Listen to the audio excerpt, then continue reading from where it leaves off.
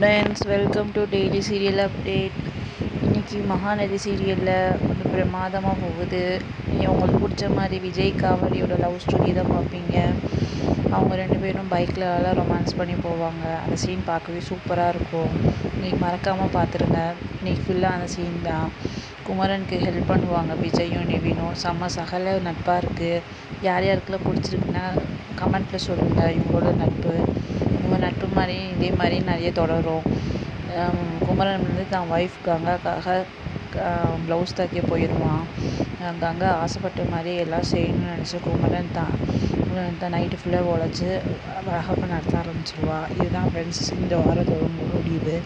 Next week என்ன நடக்க போகுதுன்னா வளகாப் ஃபங்க்ஷன் மட்டும்தான் நடத்த போகுது.